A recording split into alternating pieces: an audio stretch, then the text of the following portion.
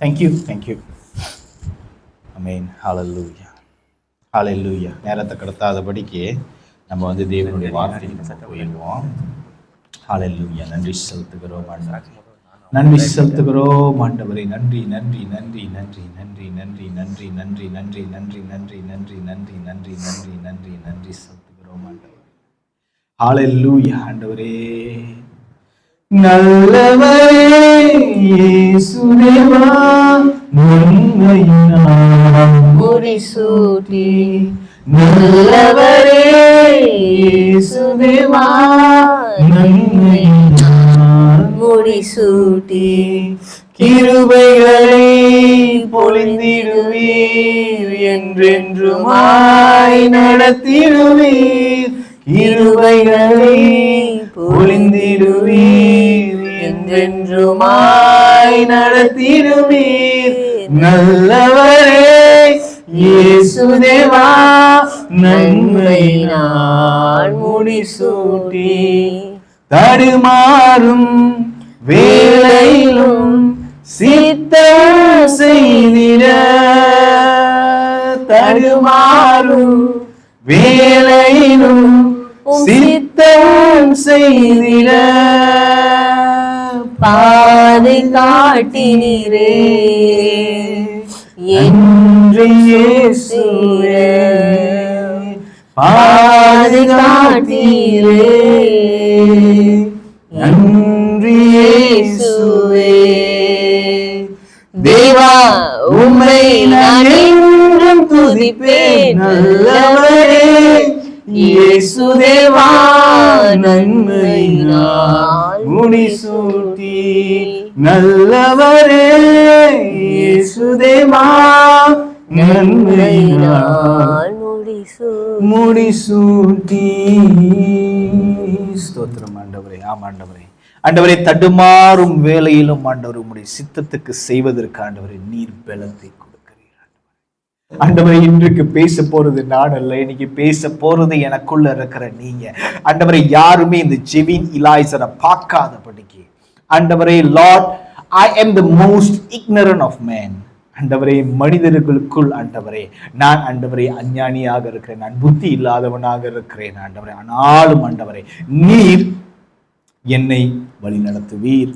ஆண்டவரே நீர் ஆண்டவர் உம்முடைய ஜனங்களை வழி நடத்துவீர். ஆண்டவர் என் இருதயத்தை தாழ்த்தி ஆண்டவர் எனக்கு முன்பதாக நிற்கிறது நீர் என்று சொல்லி பேசுகிறது நான் அல்ல. யாருமே ஜெவினை பார்க்கக்கூடாது, ஜெவினுக்குள்ள இருக்கிற என் ஆண்டவராக இயேசு கிறிஸ்துவை பார்க்கணும், அவர் பேசுகிற வார்த்தையை கேட்கணும். ஆண்டவரே இருபுறமும் கருக்குள்ள இந்த பட்டயத்தை ஆண்டவரே நீர் ஆண்டவரே உம்முடைய பட்டயத்தை ஜொலியை ஆண்டவரே நீர் ஆண்டவரை ஜனங்களுக்கு வெளிப்படுத்தும்படிக்காக ஜெபிக்கிறேன். ஆண்டவரே ஒவ்வொரு செவிகளும் இப்பொழுதே ஆவிக்குரிய ரீதியில் ஒவ்வொரு செவிகளும் திறக்கப்படுவதாக. உம்முடைய வார்த்தை அந்த இருதயத்துக்குள்ள ஆண்டவர் இருபுறமும் கருக்குள்ள பட்டயமாக இறங்க கடவுவதாக என்று சொல்லி என் ஆண்டவராகிய இயேசு கிறிஸ்துவின் நாமத்தினாலே இந்த வேலையை உம்முடைய கரத்தில் ஒப்புக் கொடுக்கிறேன். உம்முடைய ஜனங்களுக்கு நீரே போதனை பண்ணும். Under the mighty name of the Lord Almighty Jesus Christ's name I pray. Amen. Amen. சரி,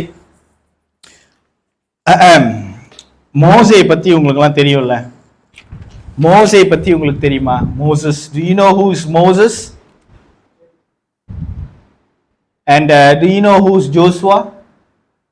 மோசே பத்தி தெரியும், ஜோசுவா பத்தி தெரியும்.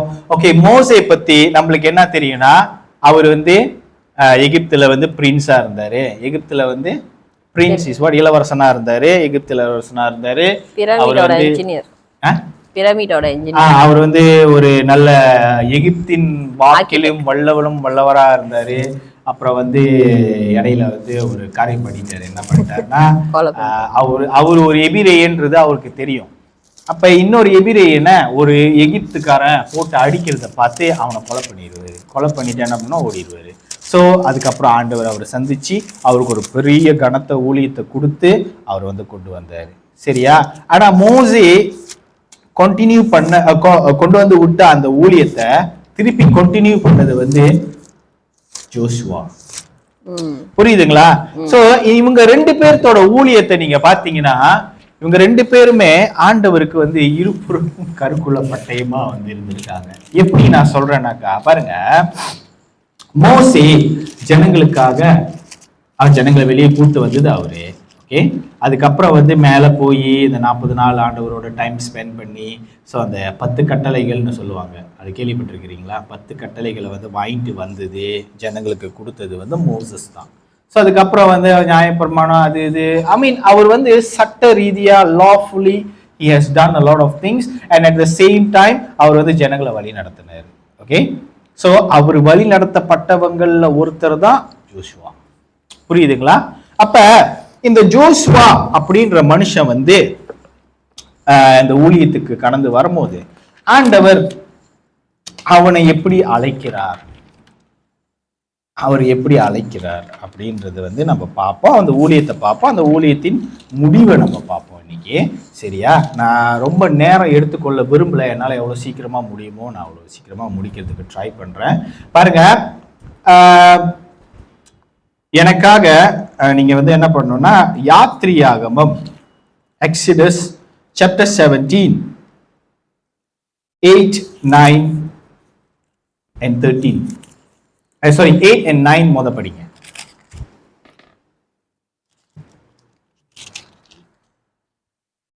அமலேக்கியர் வந்து ரேவி தீமிலே இஸ்ரவேலரோடே யுத்தம் பண்ணினார்கள். அப்பொழுது மோசே யோசுவாவை நோக்கி, நீ நமக்காக மனிதரை தெரிந்து கொண்டு புறப்பட்டு அமலேக்கோடே யுத்தம் பண்ணு. நாளைக்கு நான் மலை உச்சியில் தேவனுடைய கோலை என் கையில் பிடித்து கொண்டு நிற்பேன் என்றான். ஓகே. 13வது வசனம் படிங்க. யோசுவா அமலேக்கியும் அவன் ஜனங்களையும் பட்டய கருக்கினாலே முறிய அடித்தான். 14வது. பின்பு கர்த்தர் மோசேயை நோக்கி, இதை நினைவு கூறும் பொருட்டு நீ ஒரு புஸ்தகத்திலே எழுதி யோசுவாவின் செவி கேட்கும்படி வாசி. அமலேக்கை வானத்தின் கீழெங்கும் இராதபடிக்கு நாசம் பண்ணுவேன் என்றார். ஆமென். பாருங்க, இதுதான் ஜோஷுவாவோட இன்ட்ரோடக்ஷன், ஜோஷுவாவோட அறிமுகம். வேதத்துல வந்து ஜோஷுவாவோட அறிமுகம். ஜோஷுவா வந்து அறிமுகத்திலே வந்து எப்படி வராருனாக்கா ஒரு யுத்த புருஷனா வராரு, ஒரு யுத்த வீரனா வராரு. ஓகே. மோசஸ் வந்து சொல்லுவாரு, ஏன்னா அவங்க வந்து இந்த மேரிபான்ற ஒரு இடத்துல வந்து கொஞ்சம் பிரச்சனை பண்ணிடுவாங்க, தண்ணி இல்லை அப்படின்னு சொல்லிட்டு, மாசா மேரிபா. ஸோ அந்த இடத்துல வந்து கொஞ்சம் கசப்பு உண்டாயிரும். ஸோ ஜனங்க வந்து நாங்கள் வரமாட்டோம், நீங்கள் எங்களுக்கு தண்ணி கொடுத்தாதான் வருவோம், அந்த மாதிரிலாம் பயங்கரமாக சீனை போட்டனால ஸோ கடவுள் வந்து என்ன பண்ணிட்டாருனாக்கா இந்த மாதிரி மோசேட்ட சொல்லி, நீ வந்து இந்த குச்சி எடுத்து இந்த கல்லில் அடி, ஸோ அதுலேருந்து தண்ணி வரும், ஜனங்க குடிச்சிக்கிட்டோம். அந்த மாதிரி அவங்க அந்த மாதிரி செஞ்சுக்கிட்டு இருக்க அந்த டைமில் வந்து என்ன பண்ணால் அமலேக்கியருங்க வந்துட்டானுங்க, பின்னாடியிலேருந்து அடிக்கிறதுக்கு வந்துட்டானுங்க, இவனுங்களை விடக்கூடாது வாட்டுனானுங்க அப்படின்னு சொல்லி வந்தனால அப்போ மோசே சொல்லுவார், நீ போயிட்டு நம்மளோட ஜனத்தில் யார் யார் வந்து யுத்த வீரனோ அவங்க எல்லாத்தையும் தேர்ந்தெடுத்துட்டு நீ யுத்தத்துக்கு போ, நான் வந்து மலையில் ஏறி நிற்கிறேன், நான் வந்து இப்படி குச்சி எடுத்து நிற்கிறேன், அவனுங்க வந்து அடிப்பானுங்க, அவங்க மோசே குச்சி இறக்குனாருன்னா எதிரிங்க ஜெயிப்பாங்க. சரி, இதுதான் அதோட கதை. புரியுதுங்களா? ஸோ அப்ப யோசுவா இந்த இடத்துல இன்ட்ரோடக்ஷன் ஆகுறாரு, இன் திஸ் பிளேஸ் இட்ஸெல்ஃப். ஆனா யோசுவாவோட பேர் வந்து யோசுவாவே கிடையாது. ஆக்சுவலி உங்களுக்கு தெரியுமா? Do you know that the name of Joshua is not his name, that is his pet name. அவருடைய நிக் நேம், அது வந்து ஜோஷுவாவோட நிக் நேம் தான் ஜோஷுவா. ஆனா அவருக்கு வேற ஒரு பேர் இருக்கு. புரியுதுங்களா? அது வந்து நீங்க எங்க பார்க்கலாம்னாக்கா என்னாகமம் 13வது அதிகாரம் 8வது வசனத்தை படிங்களேன்.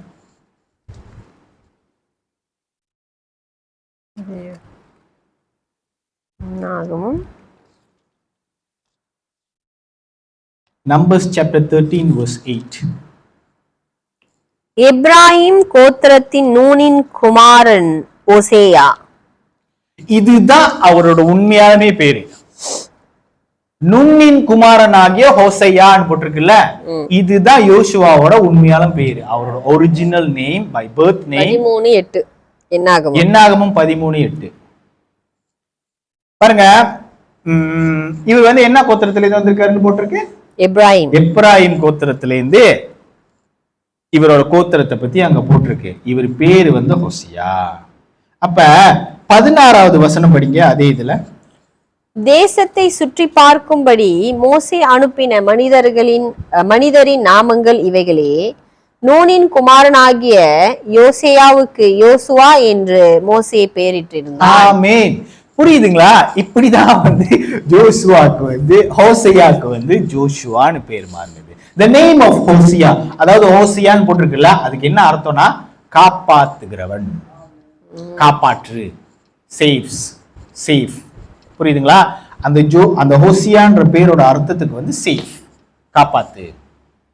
இப்ப மோசஸ் வந்து என்ன பண்றாருன்னா இவரோட பேரை வந்து ஜோஷுவான்னு கூப்பிடுறாரு. அப்பனா ஜோஷுவானா என்ன அர்த்தம்னாக்கா, Joshua means God is salvation, தேவனே நம்முடைய ரட்சிப்பு. அதுதான் ஜோஷுவாவோட அர்த்தத்துக்கு பேரு. ஐ மீன் ஜோஷுவாவோட பேருக்கு அதான் அர்த்தம். ஆனா இதே நீங்க வந்து ஜீசஸோட பேர் இருக்குல்ல, இயேசு ஜீசஸோட பேர் இருக்குல்ல, ஜீசஸோட பேரை வந்து நீங்க வந்து எபிரேயர் வழியா நீங்க கூப்பிட்டீங்கன்னா அவரோட பேரு எக்ஸாக்ட்லி வந்து ஜோஷுவா, யெஷுவா. ஜீசஸோட ஜீசஸ் என்ற இயேசு அந்த பேர் இருக்குல்ல, எபிரேய மொழியில நீங்க கூப்பிட்டீங்கன்னா யெஷுவா. அப்ப ஜோஷுவான்ற அந்த இது வந்து ஜோஷுவாவோட பேர் வந்து the Lord, the God is salvation.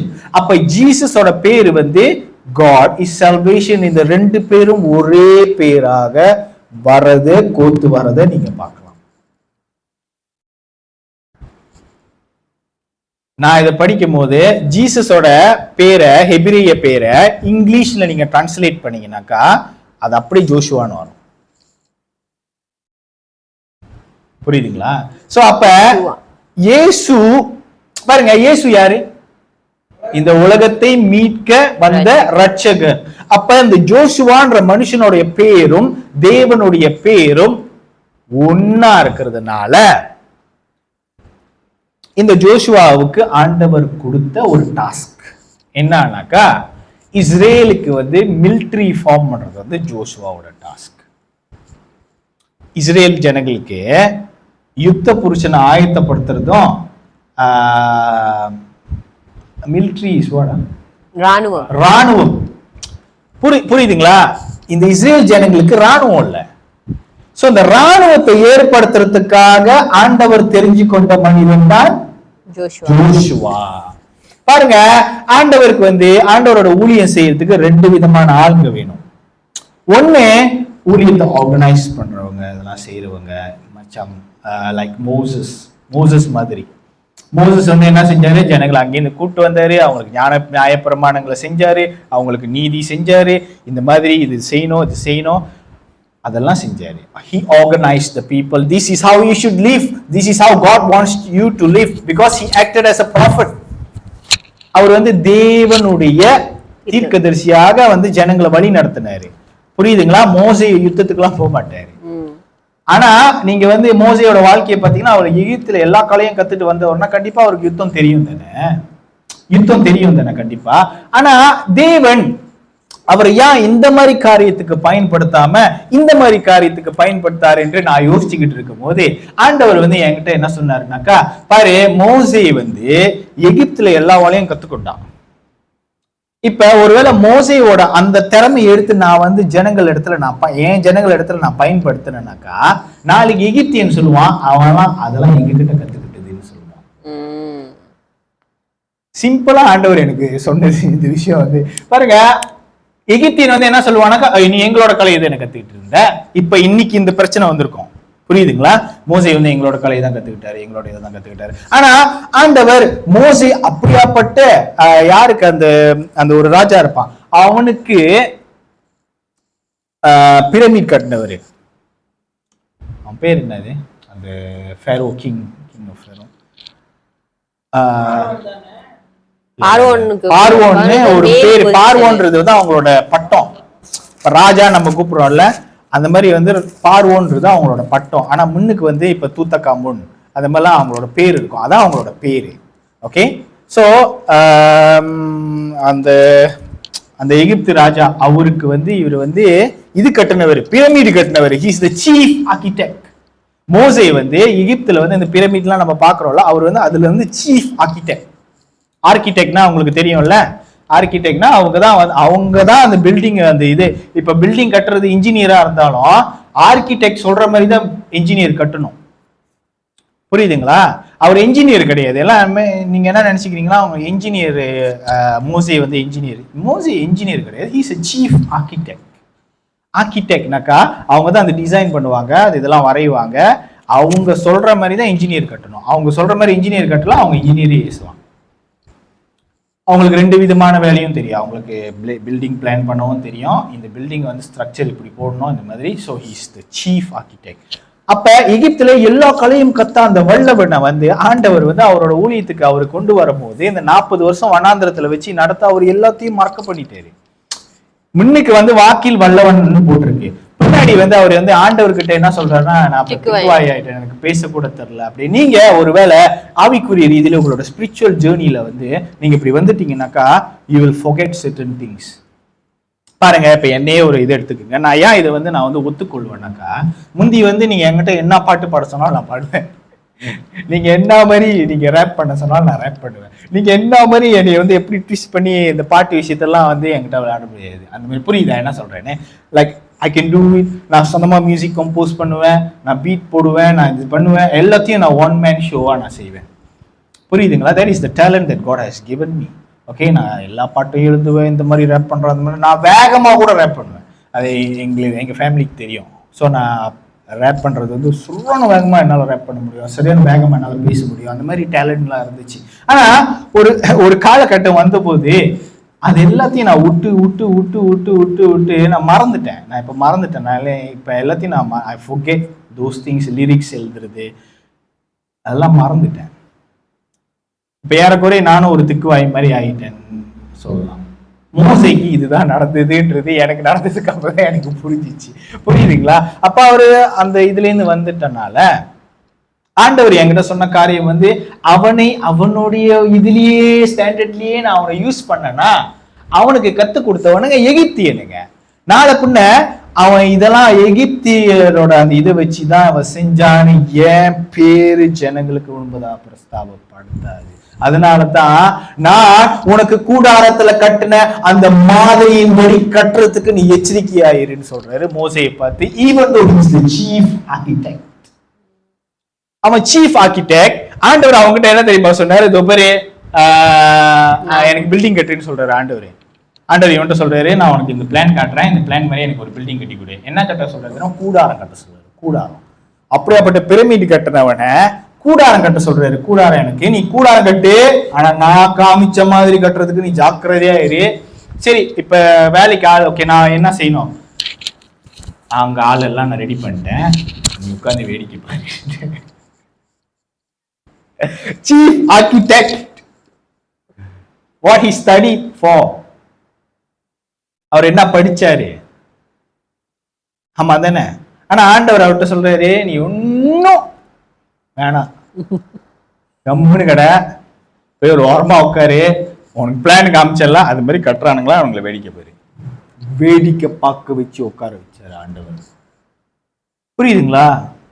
அப்ப மோசையை வந்து அந்த அளவுக்கு ஆண்டவர் தாழ்மையா பயன்படுத்தினாரு. ஆனா மோசையை பத்தி ஒரு வசனம் இருக்கும், உலகத்துல இந்த உலகத்துல மோசை மாதிரி தாழ்மையா ஒரு மனுஷனை பார்க்கவே முடியாது. அதனாலதான் கடவுள் அவனுக்கு ஃப்ரெண்டா இருந்ததுக்கு காரணம் வந்து, he is the humblest man in the face of the earth. In a ministry, okay, in a congregation, in a ministry, in the work of God, we need such people. இந்த மாதிரி ஆட்கள் நம்மளுக்கு வேணும். புரியுதுங்களா? தேவனுடைய தீர்க்கதரிசியா, தேவனுடைய சத்தமா, தேவன் அவன் ஒருத்தனுக்கு மாத்திரம்தான் அந்த துணிச்சல் இருந்தது. அவன் ஒருத்தனுக்கு மாத்திரம் அவரோட தான் அவர் முகமுகமா பேசுவாரு. ஆண்டவர் இவரோட தான் முகமுகமா பேசுவாரு. ஆண்டவர் வேற யாருக்குடைய முகமுகமா, ஆனா ஆண்டவர் என்ன விருப்பப்பட்டார்னா, எல்லாத்தோடைய முகமுகமா பேசுறதுக்கு விருப்பப்பட்டார். அதனாலதான் அந்த மலையில அவர் இறங்கி வர்றாரு. மலையில இறங்கி வந்தோன்னு அந்த புகைலாம் கிளம்பிட்டோன்னே இவங்களுக்கு கிளம்பிருச்சு பயம். ஐயோ, தயவு செய்து ஆண்டவர் எங்க கிட்ட பேச வேணாம்னு சொல்லுங்கன்னு இஸ்ரேல் ஜனங்க சொல்றாங்க. இஸ்ரேல் ஜனங்க சொன்ன உடனே, ஆண்டவர் எங்க கிட்ட பேச வேணாம்னு சொல்லுங்க, எங்களுக்கு அவர் குரல் கேட்டாலே பயமா இருக்கு, எங்களை விட்டுருங்க ப்ளீஸ், நீங்க யாராச்சும் போய் பேசிட்டு வாங்க அப்படின்னு சொன்னனால மோசே மேல ஏறி போனாரு ஆண்டவர்கிட்ட முகமுகமா பேசுறதுக்கு. அந்த ஒரு கிருபை அவருக்கு கிடைச்சிச்சு. ஆமீன். இந்த ஜனங்க வேணான்னு சொன்ன அந்த கிருபை அவருக்கு கிடைச்சிச்சு. பாருங்க, ஒரு இடத்துல கூட ஆண்டவர் வந்து அவர்கிட்ட சொல்லுவாரு, இங்க பாரு மூசி, ரொம்ப ஓவரா பண்றானுங்க, நான் உங்களை அழிச்சிடுறேன், உன்னைய வச்சு நான் வந்து இன்னொரு ஜெனரேஷன் நான் உருவாக்குறேன். அப்ப மோசே வந்து என்ன சொல்லுவான், ஐயோ வேணாம், நீங்க இந்த மாதிரி செஞ்சிட்டீங்கன்னா நாங்க எகிப்திலேருந்து அங்க கூட்டிட்டு வந்தோம்ல இந்த ஜனங்களை, இந்த எகிப்துக்காரனுங்க என்ன பேசுவானுங்கன்னா, பாரு அவங்க கடவுள்னால அவங்க சொன்ன இடத்துக்கு கொண்டு போய் சேர்க்க முடியல, நடுவுலயே அழிச்சு போட்டாரு, இவர் எப்படி கடவுளா இருக்க முடியும் அப்படின்ற ஒரு பேச்சு வந்துடும். மோசே வந்து அப்படி சொல்றாரு, ஆண்டவர்கிட்ட அப்படியே எக்ஸ்பிளைன் பண்ணனால ஆண்டவர் வந்து அந்த காரியத்தை வந்து கோத்ரூ பண்றாரு, பைபாஸ் பண்ணி போறாரு. ஆனா சொல்லிட்டாரு, இதோ பாரு, இந்த ஜெனரேஷன்ல என்னை முறுமுறுக்கிறானுங்கல்ல, இவனுங்க யாரும் இருக்க மாட்டானுங்க, அடுத்த ஜெனரேஷனை தான் நான் கூட்டிட்டு போவேன்ட்டாரு. இதுதான் அவங்களுக்கு கிடைச்ச தண்டனை. அப்ப இந்த மோசையை வந்து ஆண்டவர் தெரிஞ்சு கொண்டதுக்கு காரணம் வந்து இந்த மாதிரி ஒரு காரணம், சில வேலைகள் செய்யறதுக்கு, சில இது செய்யறதுக்கு, ஓகே, ஆண்டவரோடு இருக்கிறதுக்கு வந்து ஆண்டவர் தெரிஞ்சு கொண்ட காரியம். ஆனா யோசுவாவை ஆண்டவர் தெரிஞ்சு கொண்ட காரியம் வந்து இஸ் டோட்டலி டிஃபரண்ட் ஃப்ரம் மோசே கிட்ட இருந்து ஆண்டவர் எதிர்பார்த்த ஊழியம் வேற, யோசுவா கிட்ட இருந்து ஆண்டவர் எதிர்பார்த்த ஊழியம் வேற. யோசுவாவை ஆண்டவர் எதுக்கு ஆயத்தப்படுத்தினாருன்னா, ஒரு யுத்த புருஷனா ஆயத்தப்படுத்தினாரு. ஏன் ஆயத்தப்படுத்தினாருன்னா, அடுத்து இவங்களுக்கு யுத்தம் ஆரம்பிச்சிரும், இந்த நேரத்துல இந்த சீசன்ல என்னென்ன மாதிரி ஆளுங்க வரணும்ன்றது ஆண்டவர் அழகா கொண்டு வர்றாரு. பாத்தீங்களா? You see, sometimes you have to, திடீர்னு யாரோ வந்து பாப் பண்ணி வந்துட்டாங்கன்னா நம்மளுக்கு வந்து கடுப்பா இருக்கும், நம்மளுக்கு இருக்கிற இடத்த விட்டு கொடுக்கறதுக்கு நம்மளுக்கு கடுப்பா இருக்கும், நம்மளுக்கு பிடிக்காது, என்னடா அவன் வந்துட்டான், இவ்வளவு நாள் நான் தான் பண்ணிட்டு இருந்தேன், இப்ப இவரு வந்துட்டாரு அப்படின்ட்டுன்னு. ஆனா அதாவது சில வகையில ஆண்டவருக்கு சில விஷயங்கள்ல உங்களை தேவை, உங்களை வச்சு செய்யணும். ஆனா சில விஷயங்கள்ல உங்களை வச்சு செய்ய முடியாது.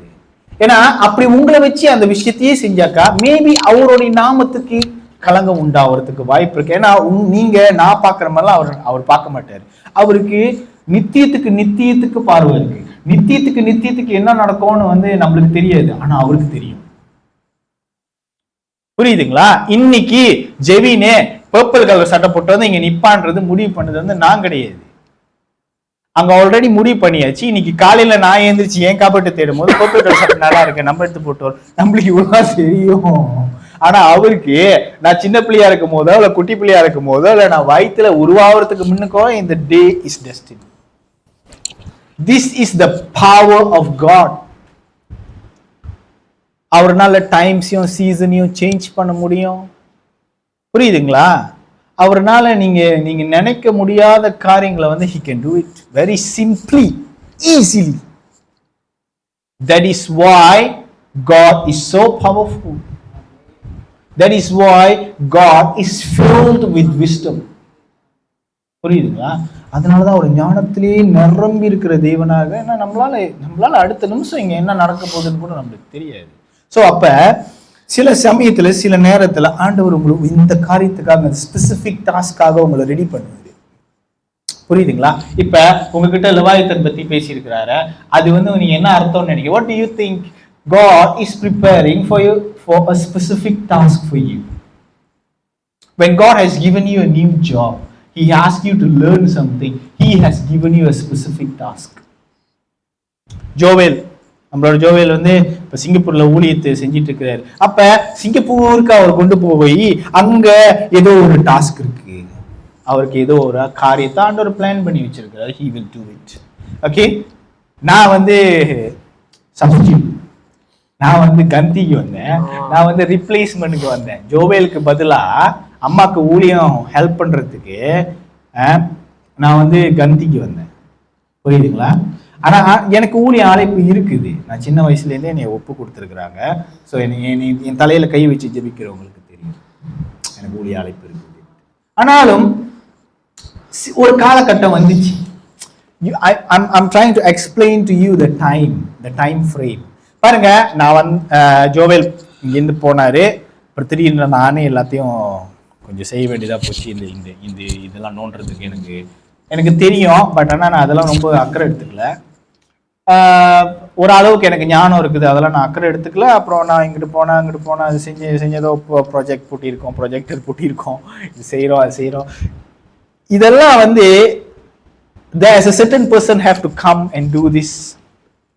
ஒரு ஆள் வந்து இதெல்லாம் செய்யணும். ஜோவேல் இருக்கும் போது இந்த காரியங்கள்லாம் இல்லை. புரியுதுங்களா? ஜோவேல் இருக்கும்போது ஜோவேல் வந்து அவரோட ரேஞ்சில் வந்து அவர் அந்த காரியத்தை செய்வார், தேவனோட ஊழியத்தை பேசுவார், காரியத்தை சொல்லுவார். தென் ஐ கேம், ஆண்டவர் என்னை பயன்படுத்துகிற விதம் வந்து நீங்களாம் பார்க்குறீங்க.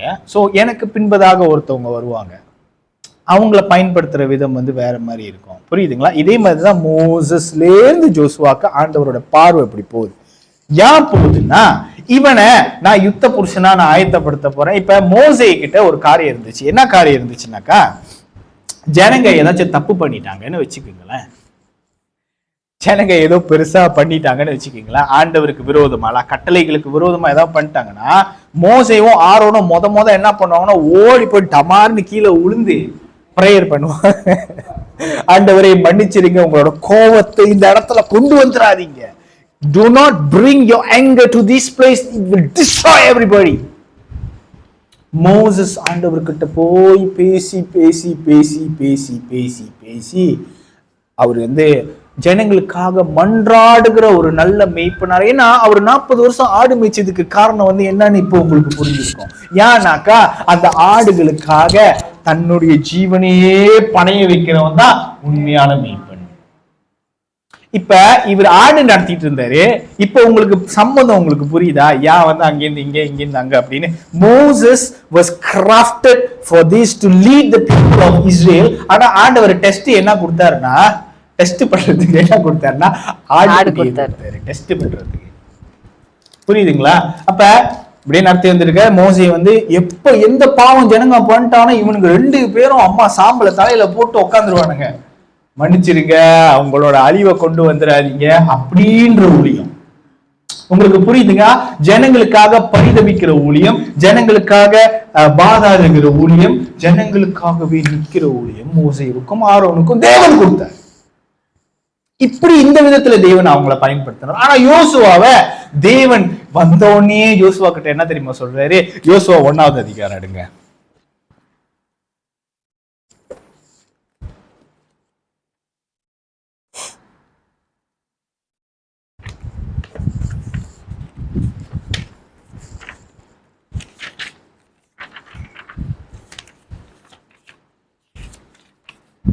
யோசுவா 1வது அதிகாரம் எடுங்க.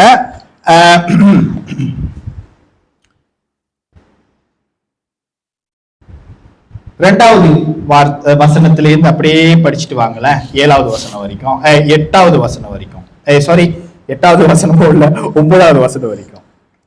என் தாசனாகிய மோசே மரித்து போனான். இப்பொழுதும் நீயும் இந்த ஜனங்கள் எல்லாரும் எழுந்து இந்த யோர்தானை கடந்து இஸ்ரவேல் புத்திரருக்கு நான் கொடுக்கும் தேசத்துக்கு போங்கள். நான் மோசேக்கு சொன்னபடி உங்கள் காலடி மிதிக்கும் எவ்விடத்தையும் உங்களுக்கு கொடுத்தேன். வனாந்திரமும் இந்த லிபனோனும் தொடங்கி ஐபிராத்து நதியான பெரிய நதி மட்டும் உள்ள ஏத்தியரின் தேசம் அனைத்தும் சூரியன் அஸ்தமிக்கிற திசையான பெரிய சமுத்திரம் வரைக்கும் உங்கள் எல்லையாயிருக்கும். நீ உயிரோடு இருக்கும் நாளெல்லாம் ஒருவனும் உனக்கு முன்பதாக எதிர்த்து நிற்பதில்லை. நான் மோசேயோடு இருந்தது போல உன்னோடும் இருப்பேன். நான் உன்னை விட்டு விலகுவதும் இல்லை, உன்னை கைவிடுகிறதும் இல்லை. பலம் கொண்டு திடமனதாயிரு. இந்த ஜனத்தின் பிதாக்களுக்கு நான் கொடுப்பேன் என்று ஆணையிட்ட தேசத்தை நீ இவர்களுக்கு பங்கிடுவாய். இந்த ஆசனாகிய மோசே உனக்கு கற்பித்த நியாய பிரமாணத்தின் படியெல்லாம் செய்ய கவனமாய் இருக்க மாத்திரம் மிகவும் பலம் கொண்டு திடமனதாயிரு. நீ போகும் இடமெல்லாம் புத்திமானாய் நடந்து கொள்ளும்படிக்கு அதை விட்டு வலது இடதுபுறம் விலகாதிருப்பாயாக.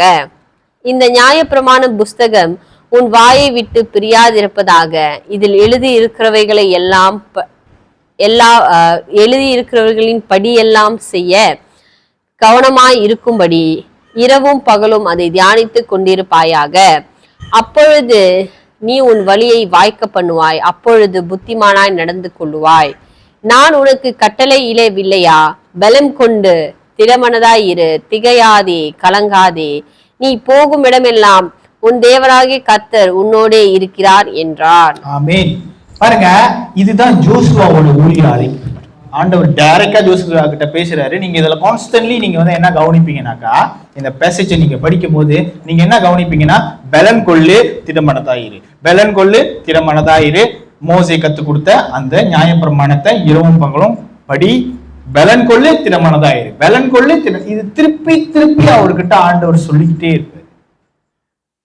ஆனா அதே மோசையோட நீங்க எடுத்து பாத்தீங்கன்னாக்கா, மோசையோட அழைப்பு யாத்திரையாகமம் 3வது அதிகாரம் 3வது வசனத்துல இருந்து அப்படி கீழே படிச்சுட்டு வந்தீங்கன்னாக்கா, மோசையோட அழைப்பு தேவன் வந்து சொல்லுவாரு, நான் பாளையம் இறங்கி இருக்கிறேன், நான் என் ஜனங்களை விடுவிக்கணும், என் ஜனங்களோட கூக்குரல் சத்தத்தை நான் கேட்டேன், சோ நீ எனக்காக பார்வோன்கிட்ட நீ போய் பேசு, நான் உன் மூலியமாக அற்புதங்களை நடப்பிப்பேன், பார்வோனுடைய இருதயத்தையும் கடினப்படுத்துவேன், ஆனா நான் ஜனங்களை வெளியே கொண்டு வருவேன்.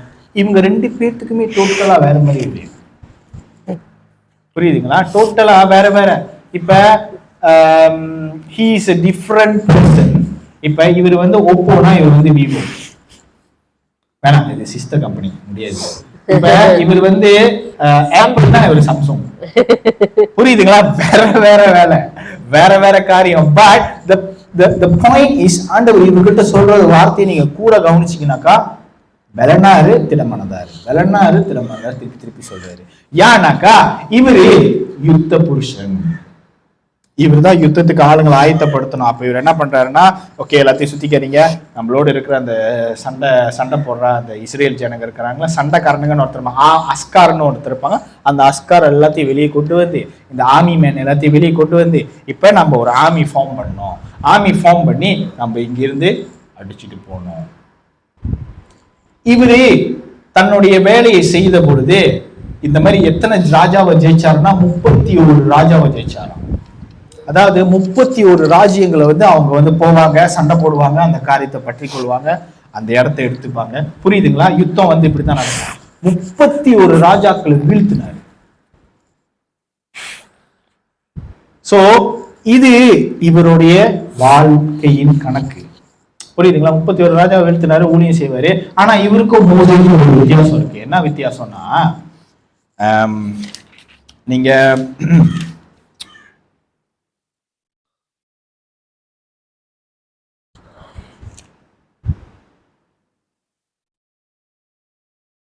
7வது அதே யோசுவா புஸ்தகம் 7வது அதிகாரத்தை படிங்களேன், அந்த 1வது வசனம். இஸ்ரவேல் புத்திரர் சாபத்தீடானதிலே துரோகம் பண்ணினார்கள். எப்படி எனில், யூதா கோத்திரத்து சேராகுடைய குமாரனாகிய சப்தியின் மகன் கர்மிக்கு பிறந்த ஆகான் என்பவன் சாபத்தீடானதிலே சிலதை எடுத்துக்கொண்டான். ஆகையால் இஸ்ரவேல் புத்திரர் மேல் கர்த்தருடைய கோபம் மூண்டது. Okay, to shorten the story நான் சொல்றேன். இவங்க மொத யோசுவா வந்து பதவி ஏற்கிறாரு. பதவி ஏற்ற உடனே இவங்க வந்து என்ன பண்றாங்கன்னாக்கா, இந்த எரிகோ பட்டணத்தை வந்து நீங்க அப்படி பிடிக்கணும், எரிகோ பட்டணத்தை பிடிக்கணும். இப்ப எரிகோ பட்டணத்துக்கு போறதுக்கு முன்னக்கே யோசுவா வந்து அவங்க ஆளுங்கிட்ட எல்லாம் சொல்றாரு, இதோ பாரு நம்ம இந்த பட்டணத்தை பிடிக்க போறோம், இந்த பட்டணத்துல எல்லாத்தையும் கொன்னதுக்கு அப்புறம் இருக்கிற அந்த ஜாமாஞ்செட்டு எல்லாம் இருக்குது இல்ல, அந்த வெள்ளி தங்கம் பொண்ணு இதெல்லாம் எதுவுமே நீங்க தொடக்கூடாது, இது எல்லாமே கடவுளோட ட்ரெஜரிக்கு போய் சேரும், கடவுளோட இது விட்டு கொடுத்துருவாங்க. நான் மொத பந்து அடிக்கிறேன், மொத பந்து கடவுளுக்கு விட்டு கொடுத்துட்றேன், சம்திங் லைக் தட்லாம். ஓகே, ஸோ இதை விட்டு கொடுத்துடலாம் அப்படின்னு சொன்னோடனே, ஆனா அதுலயும் ஒருத்தர் தான் பாருங்க, அவன் என்ன பண்ணிட்டானாக்கா, அவர் பார்த்தோன்னே ஜாமாவை பார்த்தோன்னே ஆசை வந்துருச்சு. ஜாமா பார்த்தோன்னே ஆசை வந்துட்டோன்னே அவர் கொஞ்சம் ஜாமா எடுத்து வச்சுக்கிட்டாரு. ஸோ இவங்க இந்த எரிகோ பட்டணத்தை பிடிச்சி ஜெயிச்சிட்டாங்க, சக்சஸ்ஃபுல். யோசுவா போனோடனே ஆண்டவர் வந்து சக்சஸ் கொடுத்துட்டாரு. பாருங்க, அதே 6வது அதிகாரம் 27வது வசனம் படிங்களேன். யோசுவா 6:27. இவ்விதமாய் கர்த்தர் யோசுவாவோடு இருந்தார், அவன் கீர்த்தி தேசமெங்கும் பரம்பிற்று. ஆமென். ஃபர்ஸ்ட் ஊழியம் வந்து சக்சஸ்ஃபுல், மொத்த ஊழியம் அடிச்சாட்டி ஓகே வந்து சக்சஸ். இப்ப 2வது ஊழியத்துக்கு போகணும். 2வது ஊழியத்துக்கு போகும்போது என்ன ஆச்சுன்னா, இப்ப இவங்க வந்து ஐன்ற ஒரு பட்டணத்தை போய் பிடிக்கணும். யோர்தான் முடிஞ்சு எரிகோ முடிஞ்சு ஐன்ற பட்டணம், இந்த பட்டணத்தை போய் பிடிக்கணும். அந்த பட்டணத்தை போய் பிடிக்கும் போது இப்ப இவனுங்க வேஃப் பார்க்க ஆள் அனுப்புறானுங்க, இந்த பட்டணத்தை நாங்க பிடிக்கணும், போய் வேஃப் பார்த்துட்டு வா. யோசுவா அனுப்புறாரு. அவனுங்க பார்த்துட்டு வந்து சொல்றானுங்க, ஓகே கொஞ்சம் பேர் தான் இருக்கானுங்க, நம்மள ஒரு 3000 பேர் போனா இவனுங்களை இல்லையான்னு ஆக்கிடலாம் அப்படின்னு. அங்க இவனுங்க 3000 பேர் போனோம்னா அவனுங்க கொஞ்சம் பேரா இருந்தாலும் வச்சு சாத்தி எடுத்துட்டானுங்க. அவனுங்களை சாத்தி எடுத்துட்டோம்னா யோசுவாக்கு டமார்னு போச்சு. ஏன்னா மொத ஊழியம் நல்லா நடந்துச்சு, 2வது ஊழியம் எப்படி போச்சு அப்படின்னு சொல்லி உட்காந்து அழுகுற ஒரு மனுஷன். பாருங்க, 7வது அதிகாரம் 6வது வசனம். அப்பொழுது யோசுவா தன் வஸ்திரங்களை கிழித்துக் கொண்டு அவனும் இஸ்ரவேல் மூப்பரும் சாயங்காலம் மற்றும் கர்த்தரின் பெட்டிக்கு முன்பாக தரையிலே முகங்குப்புற விழுந்து தங்கள் தலைகளின் மேல் புழுதியை போட்டுக்கொண்டு கிடந்தார்கள். ஆமென். அப்ப இப்படி என்ன ஆச்சு? தோத்துட்டுமே, கடவுளை நீங்க பலமா இரு, தைரியமா இரு, என் கூட இருப்பேன்னு சொல்லிட்டு இப்ப என்ன திடீர்னு நாங்க தோத்துட்டோம், இவனுங்க பயங்கரமானுங்களா ஆளாச்சு, இவனுங்க வாய் திறந்து பேச ஆரம்பிச்சிருவானுங்களே.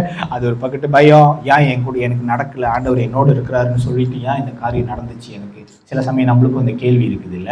அப்ப ஆண்டவர் அவருக்கு பதில் கொடுக்கிறாரு. 10வது வசனம் படிங்க. அப்பொழுது கர்த்தர் யோசுவாவை நோக்கி, எழுந்திரு, நீ இப்படி முகம் குப்புற விழுந்து கிடக்கிறது என்ன? இஸ்ரவேலர் பாவம் செய்தார்கள், நான் அவர்களுக்கு கட்டளையிட்ட என் உடன்படிக்கையை மீறினார்கள். சாபத்தீடானதில் எடுத்துக்கொண்டதும் களவு செய்ததும் வஞ்சித்ததும் தங்கள் பண்டம் பாடிகளுக்குள்ளே வைத்ததும் உண்டே. ஆதலால் இஸ்ரவேல் புத்திரர் தங்கள் சத்துருக்களுக்கு முன்பாக நிற்க கூடாமல் தங்கள் சத்துருக்களுக்கு முதுகை காட்டினார்கள், அவர்கள் சாபத்தீடானார்கள்.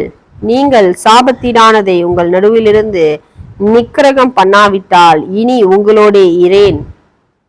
எழுந்திரு, நீ ஜனங்களை பரிசுத்தம் பண்ண. ஆண்டவர் சொல்லிட்டாரு, பாரு, இந்த பட்டணத்துல இவனுங்க சில ஜாமா திருடிட்டானுங்க. அதனாலதான் 2வது பட்டணத்துக்கு நீங்க போகும்போது நான் உங்களுக்கு ஜெயம் கொடுக்கல. ஏன்னா நான் போயிட்டேன். ஏன்னா நீங்க சொன்னபடி நடந்துக்கல, இஸ்ரேல் ஜனங்க சொன்னபடி நடந்துக்கல. அதனால நான் போயிட்டேன், என் கையை நான் எடுத்துட்டேன், அதனால அவனுக்கு அடிச்சுட்டானுங்க. இப்ப நீ ஏந்திரிச்சு ஆண்டவர் அவர் குனிஞ்சு பணிஞ்சு, நீ என்னத்துக்கு, why are you face down, wake up. ஏன்னா அவர் எப்படியா இருந்தாலும் ஒரு மிலிட்டரி ஆபீசர் தானே. ஆண்டவர் ஒரு மிலிட்டரி ஆபீசரை எப்படி ட்ரீட் பண்ணணுமோ அப்படி ட்ரீட் பண்றாரு. புரியுதுங்களா? ஒரு மிலிட்டரி காயை ஒரு ஆர்மியில இருக்கிறவங்க எப்படி நடத்தணுமோ அப்படிதான் ஆண்டவர் சொல்ல. நீ என்னத்துக்கு கீழே விழுந்து, நீ ஆர்மியில இருக்கிற மனுஷன், நீ ஏந்திரிச்சு நின்று கோ போய் தேடி யாருன்னு. இப்ப அவனுங்க அழகா தேடி கண்டுபிடிச்சிட்டானுங்க. பாருங்க, இது மோசே கிட்ட ஆண்டவர் இப்படி சொல்லியிருந்தாரு. நான் மோசே எப்படி ரியாக்ட் பண்ணிருப்பாரு? 40 நாள் உபவாச கூட்டம், எல்லாரும் வாங்க, யாரு பாவம் பண்ணா நம்ம கண்டுபிடிக்கணும், வாங்க நம்ம ஆண்டவருக்காக பரிதபிக்கணும். ஆண்டவரே உங்களுடைய கோபம் ஜனங்கள் மேல வராதபடிக்கு ப்ளீஸ் பி வித் அஸ். மோசே இந்த வேலையை பண்ணிருப்பாரு. இந்த இடத்துல ஒரு வேலை இவங்க பாவம் பண்ணாங்கன்றது ஆண்டவர் இவங்க சொல்லியிருக்கும் போது மோசேயோட அப்ரோச் இந்த மாதிரி இருந்திருக்கும், அவரோட அப்ரோச் இந்த மாதிரி இருந்திருக்கும். இப்ப ஆனா யோசுவாவோட அப்ரோச்ச பாருங்களேன். அதே அதிகாரம் 19வது வசனம். அப்பொழுது யோசுவா ஆகாகானை நோக்கி, மகனே, நீ இப்பொழுது இஸ்ரவேலின் தேவராகிய கர்த்தரை மகிமைப்படுத்து, அவருக்கு முன்பாக அறிக்கை பண்ணி நீ செய்ததை எனக்கு சொல்லு, அதை எனக்கு ஒலிக்காதே என்றான். அப்பொழுது ஆகான் யோசுவாவுக்கு பிரதி உத்தரமாக, மெய்யாகவே நான் இஸ்ரவேலின் தேவனாகிய கர்த்தருக்கு விரோதமாக பாவம் செய்தேன், இன்னென்ன பிரகாரமாக செய்தேன். கொள்ளையிலே நேர்த்தியான ஒரு பாபிலோனிய சால்வையும் 200 வெள்ளை சேக்கலையும் 50 சேக்கல் நிறையான ஒரு பொன் பாலத்தையும் நான் கண்டு அவைகளை இச்சித்து எடுத்துக்கொண்டேன். இதோ அவைகள் என் கூடாரத்தின் மத்தியில் பூமிக்குள் புதைந்திருக்கிறது, வெள்ளி அது அடியில் இருக்கிறது என்றான். உடனே யோசுவா ஆட்களை அனுப்பினான். அவர்கள் கூடாரத்திற்கு ஓடினார்கள். அவனுடைய கூடாரத்தில் அது புதைந்திருந்தது, வெள்ளியும் அதன் கீழ் இருந்தது. அவைகளை கூடாரத்தின் மத்தியிலிருந்து எடுத்து யோசுவாவினிடத்திலும் இஸ்ரவேல் புத்திரர் எல்லாரிடத்திலும் கொண்டு வந்து கர்த்தருடைய சமூகத்தில் வைத்தார்கள். பாருங்க, இப்ப கரெக்டா ஆளுங்களை பிடிக்கிறாங்க. ஆண்டவர் ஒரு பிளான் சொல்லுவாரு. இதோ பாரு, நீ இந்த கோத்திரத்துல இருந்து இந்த ஒரு கோத்திரமா வரவை, நீ சீட்டு போடு, நீ சீட்டு போடுற மாதிரி போடு, நான் ஆளை காமிச்சு கொடுக்குறேன்னு ஆண்டவர் இவர்கிட்ட சொல்லிடுவாரு. அழகா சீட்டு போட்டோம்னா கரெக்டா இவனோட பேர் வருமா, ஆளை தூக்கு கேள்வி கேட்டு, ஆண்டவர் மகனே, அவன் அழகா பேசுறா. யோசுவா அழகா, மகனே, கர்த்தருக்கு நன்மை செலுத்து, நீ என்ன பண்ண சொல்லு அப்படின்றது. அப்ப அவர் சொல்றாரு, நான் கொஞ்சம் காசு எடுத்துட்டேன், நான் கொஞ்சம் இதெல்லாம் எடுத்துட்டேன், அந்த இடத்துல இருந்து நீங்க எடுக்கக்கூடாது சொன்னீங்க, எடுத்துட்டலா, சரி மன்னிச்சிருங்க. அப்ப இவர் என்ன பண்றாருன்னா, இவருக்கு கொஞ்சம் ஆள் அனுப்புறாரு, இவனோட கூடாரத்துல போய் பாரு உண்மையாலுமே இது இருக்காதுன்னு. இப்ப போலீஸ்காரன் நம்மளை பிடிச்சான்னு வச்சுக்கோங்களேன், ஏதாவது காரியம் பண்ணி, இப்ப எவிடன்ஸ்க்காக என்ன பண்ணுவாங்கன்னாக்கா 2 பேரும் வீட்டுக்கு அனுப்புவாங்க, போய் பாரு இது உண்மையா, they have to clarify something, they have to see the truth. அதெல்லாம் எங்கேருந்து வந்ததுன்னு நீங்க நினைக்கிறீங்க? இங்கேருந்து வந்ததுதான். புரியுதுங்களா? வீட்டுக்கு போய் பாரு, அவன் சொல்ற மாதிரி இருக்கான்னு போய் பாரு. இருந்துச்சா? ஓகே, இவன் தான் குற்றவாளி. கன்ஃபார்ம் பண்றாங்க இவன் தான் அந்த ஆளுன்ட்டுன்னு. அப்ப ஏன் அப்படின்னு கன்ஃபார்ம் பண்றாங்கன்னா, ஒருவேளை இவன் எடுத்திருக்க யாராச்சும் இவனுக்கு கொடுத்துருக்கலாம்ல. அப்ப எடுத்தவனை தானே இப்ப தேடுறாங்க. அப்ப இவன் தான் அதுன்றது கன்ஃபார்ம் பண்றதுக்காக இந்த ஒரு காரியத்தை செய்யறாங்க. அதுக்கப்புறம் கீழே போனோன்னு 25வது வசனம் படிங்களேன். அங்கே யோசுவா, நீ எங்களை கலகம் பண்ணினது என்ன? இன்று கர்த்தர் உன்னை கலங்கம் பண்ணுவார் என்றான். அப்பொழுது இஸ்ரவேல் எல்லாரும் அவன் மேல் கல்லெறிந்து அவைகளை அக்கினியின் சூளையில் சுட்டெரித்து கற்களினால் மூடி அவன் மேல் இந்நாள் வரைக்கும் இருக்கிற பெரிய கற்குவியலை குவித்தார்கள். ஓகே, இந்த இடத்துல தான் நீங்க கவனிக்கணும். இந்த இடத்துல தான் பிரசங்கத்தோட சாரமே இருக்கு. பாருங்க, மோசே ஆண்டவர்கிட்ட போய் மன்றாடுவாரு. ஆண்டவர் மொத்தம் இவங்களுக்கு தேர்ந்தெடுத்து கொடுத்த தலைவர் ரொம்ப நல்ல தலைவர். ஏதாவது காரியம் பண்ணிட்டா அவர் மேல வந்த மாதிரி அவர் அப்படி ஜெபிப்பாரு. யோசுவா அப்படி கிடையாது. யோசுவா அப்படி ஆண்டவர் சொன்னதை அப்படியே செய்யறவன். ஆண்டவரோட பட்டயமா இப்ப செயல்படணும். நீ செத்தடா, இன்னைக்கு முடிஞ்ச. புரியுதுங்களா? நீ எங்களை கலங்கம் பண்ணியா, ஆண்டவர் இன்னைக்கு ஒன்னே கலங்கம் பண்ணுவாருன்னு சொல்லி கல்லு விட்டு அடிச்சு சாவடிச்சான் அந்த திருடனை. சாவடிச்சு தேவனோட கட்டளையை நிறைவேற்றணும். புரியுதுங்களா? யோசுவாவுக்கும் மோசேவுக்கும் உள்ள வித்தியாசம் உங்களுக்கு புரியுதுங்களா? அதனாலதான் நான் உங்ககிட்ட சொன்னேன், நம்ம சபையில நம்மளோட எந்த உலகத்துல இருக்கிற எந்த சபையா இருந்தாலும் தேவனுடைய ஆலயமா இருக்குதோ, அது தேவனுடைய அவரோட காங்கிரிகேஷனா இருக்கட்டும், we need this type of people. இவங்க மாதிரியும் வேணும், இவங்க மாதிரியும் வேணும். ஏன்னா கர்த்தர் எல்லா விதத்திலையும் ஆட்களை எடுத்து பயன்படுத்துறதுக்கு வல்லமை உள்ளவராக இருக்கிறார். அப்ப யோசுவா மாதிரி ஆண்டவர் எதுக்கு தேர்ந்தெடுத்தாருன்னா, இவங்களுக்கு ஒரு ஆர்மி இல்லை, ஒரு யுத்தத்துக்கு போனோம்னா, இவங்க இப்பதானே எகிப்துலேருந்து வெளியே அடிமையா இருந்து வெளியே இருக்காங்க. அடிமையா இருந்து வெளியானவங்களுக்கு என்ன தெரியும்? அதுக்குன்னு தகுந்த மாதிரி ஒரு மனுஷனை ஏற்படுத்தி, அந்த மனுஷனை இவனோட கருத்தை இவன் வேற மாதிரி, இவன் மோசே கிடையாது, நீ மோசே கூட இருந்துகிட்டே நீ தப்பு பண்ணிட்டு அவன் உனக்காக மண்டாடுவான், அந்த மாதிரி தலைவன் கிடையாது. இவன் கொஞ்சம் வேற மாதிரி தலைவன். நான் சொன்னதை அப்படியே செய்வான். புரியுதுங்களா? அப்படி அந்த மாதிரி ஒரு யுத்த புருஷனையும் ஆண்டவர் அவங்களுக்கு கொடுத்து, ஒரு வீரனா அவங்க வீரமா 31 ராஜா 31 ராஜ்யங்களை அடிச்சு 31 ராஜ்யங்கள். நீங்க சும்மா யோசிச்சு பாருங்க, ஒரு ராஜ்யத்துக்கிட்ட நம்ம சண்டை போட்டுட்டு வர்றதுக்கே தலை சுத்திடும். ஆமா தானே? 31 ராஜ்யங்களை அவங்க கைப்பற்றி இருக்காங்க. யோசுவாவை வைத்து ஆண்டவர் இந்த காரியத்தை செய்தார். ஆமீன். அது ஒரு நல்ல ஒரு ஜோக்கான ஜெனரல் இல்ல, நல்ல ஒரு ஆர்மி ஜெனரல் இல்ல. சோ அப்ப கடைசியா என்ன ஆச்சுன்னா பாருங்க, யோசுவா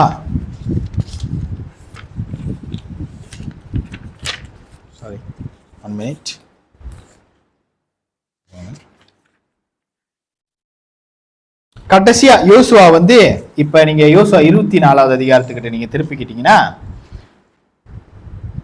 யோசுவா ஜனங்களோட ஒரு ஒரு ஒரு மறுபடியும் ஒரு புது என்ன சொல்றாரு, ஒரு புது உடன்படிக்கையை போடுறாரு ஜனங்க கூட. நீங்க ஜெயிச்சுட்டு வந்துட்டீங்க, ஆண்டவர் உங்களுக்கு சொன்ன மாதிரி எல்லாத்தையும் செஞ்சுட்டாரு, உங்களுக்கு எல்லா லேண்டு பூண்டு எல்லாம் கொடுத்துட்டாரு.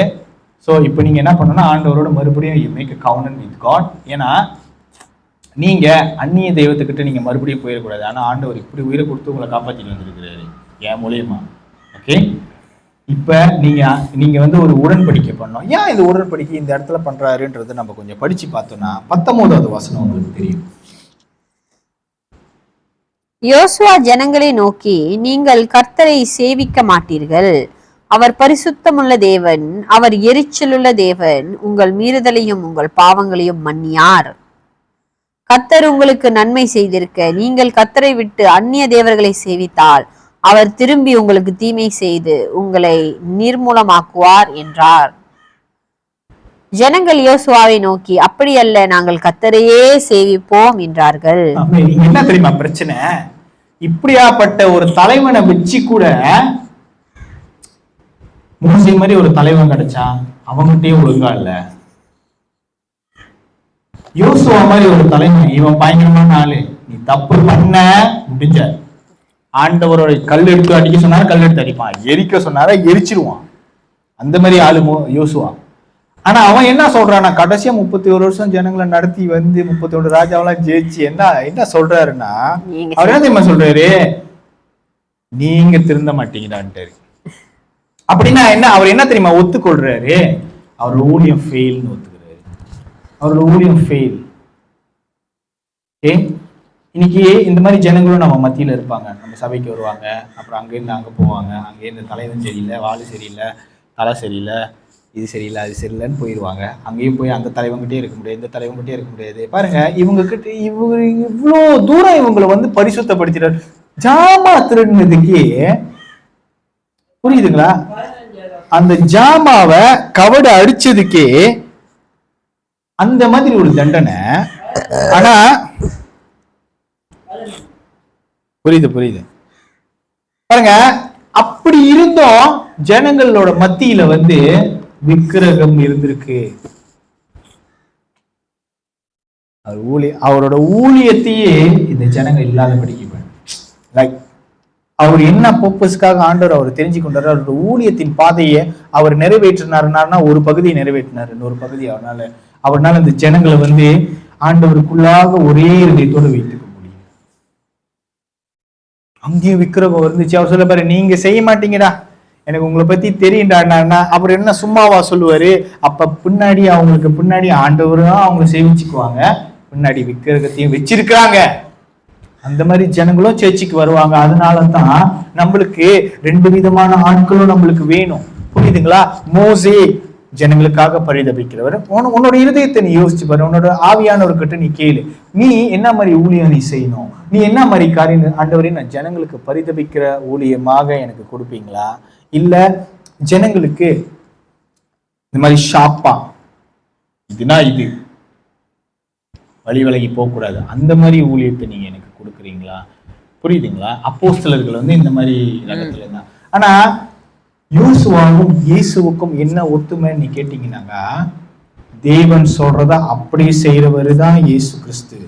என் பிதாவின் சித்தத்தை செய்வதற்கு தவிர வேற ஒன்றுத்துக்கும் நான் வரல. தடவை வந்து ஞான மாதிரி வந்துட்டு போயிட்டாரு அடி வாங்கிட்டு. ஆனா 2வது தடவை இப்ப வராரு பார்த்தீங்களா? 2வது தடவை நீங்க சொன்னீங்களா தண்ணி மீன்லாம் வருதுன்னு, அதை நானும் பார்த்தேன். 2வது தடவை வருகைக்கு உலகம் எப்படி ஆயத்தமாகுதுன்னு பாத்தீங்களா? சுத்தி இருக்கிறது எல்லாம் புரிஞ்சிருச்சு என்ன நடக்க போகுது அடுத்ததுன்னு. ஆனா நம்ம மட்டும் we are not realizing what is going to happen. 2வது தடவை வரும்போது இயேசு மாதிரி வரமாட்டாரு. இயேசு மாதிரி வரமாட்டாரு. சங்கீதம் 2வது அதிகாரத்தை எடுங்க. ஏன்னா தடவை மோசேவா வந்துட்டு போயிட்டாரு, தீர்க்கதரிசியா வந்துட்டு போயிட்டாரு. 2வது தடவை யோசுவாவை போல வர போறாரு. சங்கீதம் 2 எடுங்க. சங்கீதம் 2வது அதிகாரம் 12வது வசனம். குமாரன் கோபம் கொள்ளாமலும் நீங்கள் வழியிலே அழியாமலும் இருக்கும்படிக்கு அவரை முத்தம் செய்யுங்கள்.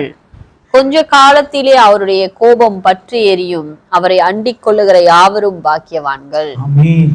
ஆமென். குமாரனுடைய கோபத்துக்கு நிகரா ஒண்ணுமே இல்லை. அதான் யோசுவா பிரதிபலிச்ச விதம். நியாயம்னா நியாயம், அநியாயம்னா அநியாயம். அப்படி இயேசு கிறிஸ்து வரப்போறாரு. முந்தி வந்து உங்களோட பாவங்களுக்காக, என்னுடைய பாவங்களுக்காக சிலுவையில தன்னைத்தானே ஒப்பு கொடுத்து அந்த பாவங்களை கழுவுறதுக்காக தன்னைத்தானே பலியா கொடுத்தாரு. மோசே அப்படிதான் செஞ்சாரு. இப்ப அவர் வரப்போறது யோசுவா மாதிரி தேவன் சொல்றத அப்படியே செய்யறதுக்கு, என்ன செய்யறதுக்கு, இந்த உலகத்துக்கு நியாயத்திற்கு வராரு. இப்ப நீங்க இறக்கலாம் எதிர்பார்க்க முடியாது. இப்ப நீங்க ஐயோ ஆண்டவரே இயேசு கிறிஸ்துவே என்னை மன்னிச்சிருக்க அதெல்லாம் நீங்க கேட்க முடியாது. அதனாலதான் இப்ப உங்களுக்கு இந்த டைம் கொடுத்து வச்சிருக்கிறாரு. புரியுதுங்களா? என்னைய மன்னிச்சிருங்க நீங்க அங்க போய் பேச முடியாது. நீ உன்னை கல் அடிச்சு சாவடிப்பேன், உன்னை அக்கினியில கொளுத்து வந்தா. ஏன்னா அவர் நியாயாதிபதியா உட்கார்ந்து இருக்கிறாரு. இப்ப அவரால் உங்களுக்காக இறங்கி பரிதபிக்கலாம் முடியாது. பிதாவின் சித்தத்தை நிறைவேற்றணும். புரியுதுங்களா? அப்ப பிதாவின் சித்தத்தை நிறைவேற்றுகிறவர்கள் 2 விதமான ஜனங்களுக்கு. ஒண்ணு தேவனுக்காக, ஜனங்களுக்காக தேவன்கிட்ட மன்றாட ஒரு கூட்டம் இருக்குது. இன்னொரு கூட்டம் தேவனுடைய நியாயத்தையும் தேவனுடைய உக்கிரமத்தையும் தேவனுடைய நீதியும் கொண்டு வருகிற கூட்டம். அப்ப இந்த ஊழியம் வந்து இப்படிதான் இருக்கும். இப்படி இருந்தாதான் ஆண்டவர் வந்து நெருப்பா நம்ம மத்தியில செயல்பட முடியும். நம்ம இங்க வந்து வாரம் வாரம் இங்க உட்காந்துருக்கோம்ல, இங்க வந்து பிரசங்கம் கேட்டுட்டு இருக்கோம்ல, இது ஆண்டவரோட இது ஆண்டவர்களுக்குள்ள ஒரு பகுதி. ஆனா நீங்களும் பிரிந்து போய் ஒரு 4 பேத்துக்கு சொல்லி அதை வந்து நீங்க உங்களோட ஆத்துமாக்கும் மற்றவங்களுடைய ஆத்துமாவுக்கும் பிரயோஜனமா ஆக்குறீங்க பாத்தீங்களாக்கா. That is revolution, that is what God wants. ஏன்னா காலங்கள் கொடியதாக இருக்குது. ஆண்டவர் உங்களுக்கு இந்த காரியத்தை வெளிப்படுத்துறதுக்கு காரணம் நீங்களும் ஒரு 4 பேத்துக்கு சொல்லணும். இந்த காலங்கள் கொடியதாக இருக்குது. You have to do something. ஆண்டவர் யோசுவாவை போல வரப்போறாரு, மோசே போல வந்துட்டு போயிட்டாரு. இன்னும் அந்த கிருபை நம்மளுக்கு நிலைச்சிக்கிட்டு இருக்குது. அடுத்து எப்போ ஜோசுவாவா வருவாருன்னு நம்மளுக்கு தெரியாது. ஆயத்தப்படுத்தணுமா இல்லையா? ஆயத்தப்படுத்துறதும் இல்லாம நம்மளோட சில பேருங்களை ஆயத்தப்படுத்தி நம்ம பரலோகத்துக்கு கூட்டிட்டு போவது நம்மளுடைய பொறுப்பா இருக்குது. அதுக்காக தான் தேவன் நம்மளை வந்து அவரோட பிதா குமாரன் பரிசுத்த ஆவியினால எதுக்கு நம்மளை வந்து ஞானஸ்தானம் கொடுத்து, எதுக்கு இந்த மாதிரி அழகா சபையில உட்கார வச்சு நல்ல சிந்தனையில நல் புத்தியில நம்ம உட்கார்ந்து நம்ம வசனத்தை கேட்க வைக்கிறது. புரியுதுங்களா? ஏன் இந்த யோசுவான்ற மனுஷன் உங்ககிட்ட இது பேசினாக்கா, இது போலதான் அடுத்தது அவர் வரப்போறாரு. ஸோ இவர் வந்து கட் அண்ட் ரைட்டான தலைவராக இருக்க போறாரு. ஸோ இதுல நம்மளால சர்வைவ் பண்ண முடியாது. அவருடைய இரக்கங்கள் மிகப்பெரியது. நம்ம அவர் பாதத்திலே விழுந்துருவோம். அவருடைய இரக்கங்கள் மிகப்பெரியது. அதனாலதான் தாவீது சொல்லுவார், அவரோட பாதத்துல நான் விழுந்துடுறேன், அவரோட இரக்கங்கள் பெரியது அப்படின்னு அவரோட பாதத்துல விழுந்துருவோம். ஏன்னா குமாரன் கோபம் கொள்ளாதபடிக்கு வழியில் நீங்கள் அழியாதபடிக்கு குமாரனின் பாதத்தை முத்தம் செய்யுங்கள். புரியுதுங்களா? இந்த வசனத்தை கோடு போட்டு வச்சுக்கோங்க. இதான் குமாரன். நீங்க பாத்தீங்களா அந்த சிலுவையில தொங்குன குமாரன் இவருதான். இவரோட கோபம் எலும்புச்சு, வழியில நீ அழிஞ்சிருவ. ஆனா அவர் மேல நீ அடைக்கலமா இருந்து அவரை விசுவாசிக்கிறன்னா நீ காப்பாற்றப்பட்டுருவ. எது உனக்கு வேணும் நீ முடிவு பண்ணு. ஆமென், ஆமென். பரிசுத்த ஆவியானவரே இந்த காலை வேலை கொடுத்ததுக்காக நன்றி ஐயா. பரிசுத்த ஆவியானவரே, நீங்க ஆண்டவரே இந்த வார்த்தையை ஆண்டவரை ஜனங்கள்கிட்ட பேசினதுக்காக நன்றி. என்னை மறைத்து நீர் வெளிப்படுத்துறதுக்காக நன்றி ஆண்டவரே. ஜனங்களுடைய ஆண்டவரே இருதயத்தை நீர் ஆண்டவரை சரிப்படுத்தும், சபைப்படுத்தும். Under the mighty name of the Lord Almighty Jesus Christ's name I pray. Amen.